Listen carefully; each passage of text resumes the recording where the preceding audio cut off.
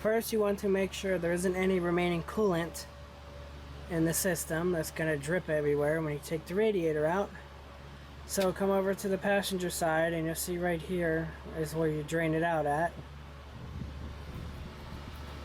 That white plastic nut on top, you just unscrew it a little bit and then the coolant will come out.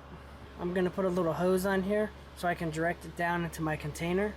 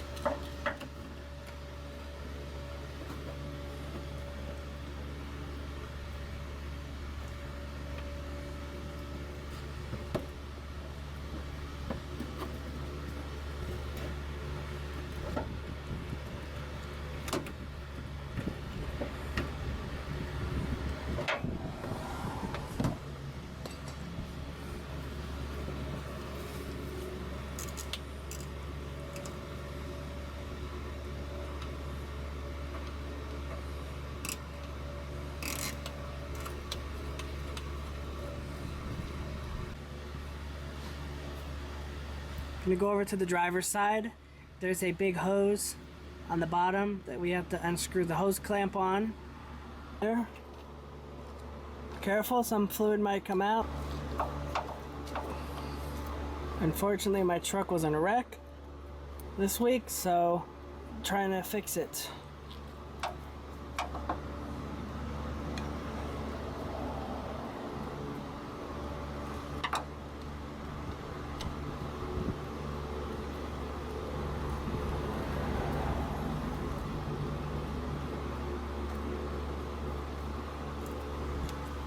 This hose has been on here for who knows how long, so it's probably going to be hard to pop it off from the radiator.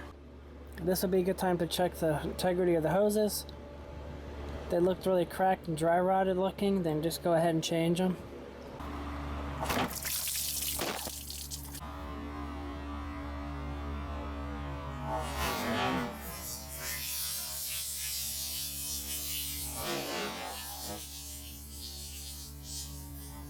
Unhook this hose on the top passenger side. You gotta remove these two clamps right here. There's one here, one here. You have to remove the transmission fluid lines from here.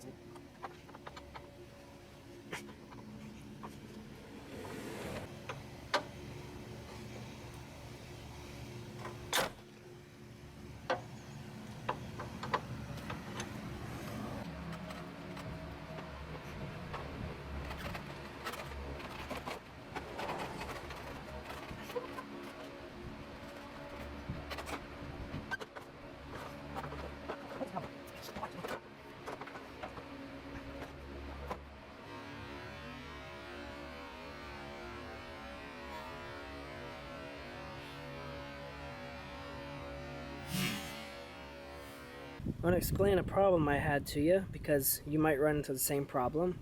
The radiators that AutoZone have, the transmission cooler lines, you can't screw in the cooler line into it because it's the wrong size for some reason.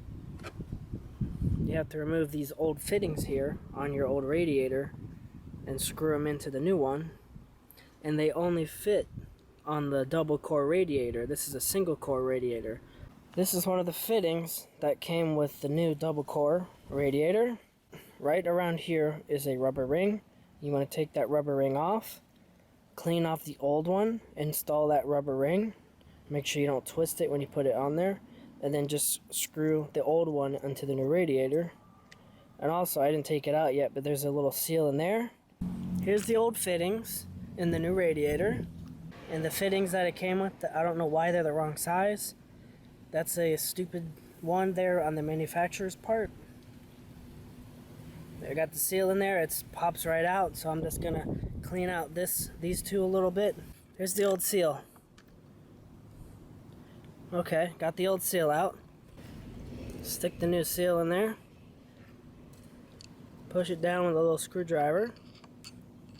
Gotta be really careful when you install the radiator, and you gotta double check. Make sure you don't lose those things. Now there's no point in showing the other one because it's the same process. I don't know what happened to my little yellow caps, so I just stuck some tape in there so I don't lose those seals. These things here, down below there, in the bottom of the truck, there's these little holes with the rubber thing. You have to stick these in those holes. There's one on this side and there's one on the other side.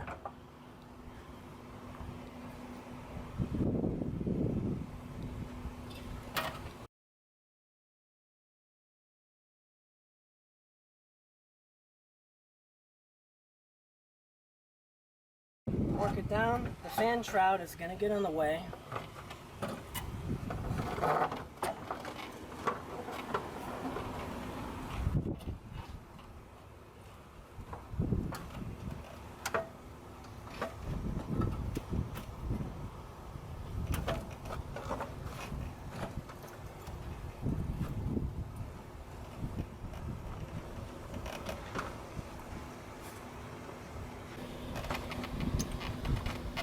Play with it to get the feet to go into the holes in the bottom. Then the top is held in with two brackets.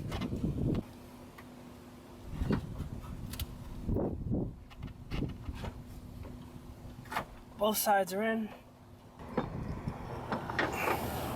Then you got to get your mounting bracket for the top.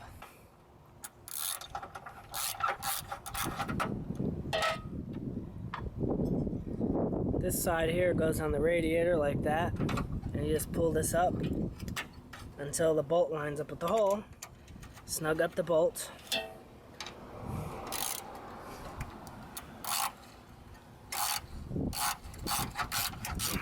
This is a 10mm bolt. Got one on the other side there. The other bracket there got the steel got damaged in an accident. Because the framing got screwed up in the accident, I had to put this piece of wood underneath the radiator bracket so that it's positioned properly. This is the big long bolt. Next thing you're going to do down there, this thing on the fan shroud down here, pull it up and it goes over this. It goes over that thing right there on the radiator. And then you do the same thing on the other side. Then you come up higher and you got two screws that you have to screw in to the radiator right here. There's one on the other side too.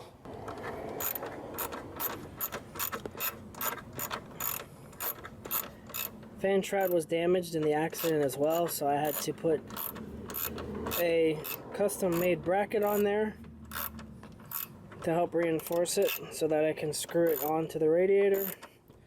When this is done, you can start hooking up the hoses. I'm going to start with the transmission cooler lines. I'm going to use the forward facing camera on my phone to make sure that the seal is in the correct position before I insert the lines.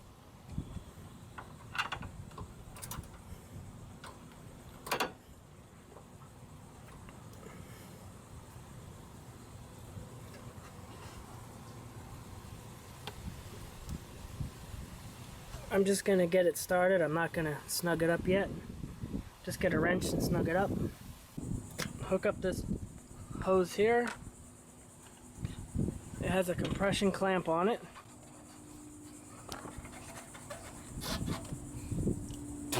I'm going to try to put it back exactly where it was, right there. Pliers, you got to remove this compression clamp here.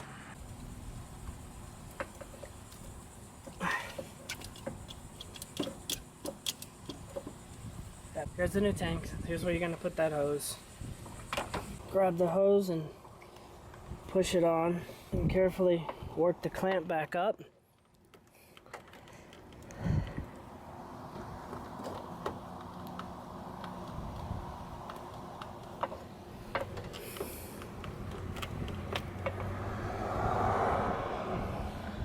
Make sure the hose is up as far as it'll go on the tank.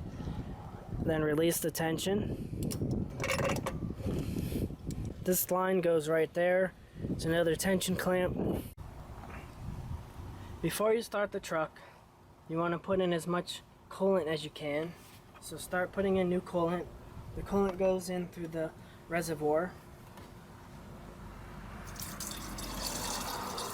Fill it up until you can't fill it up anymore, and then turn the engine on, and the water pump will help to bring the level down so that you can put more coolant in until it's full.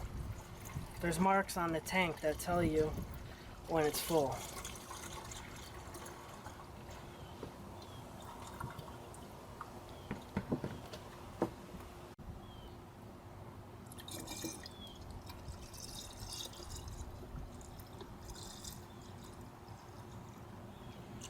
Okay, it won't take any more.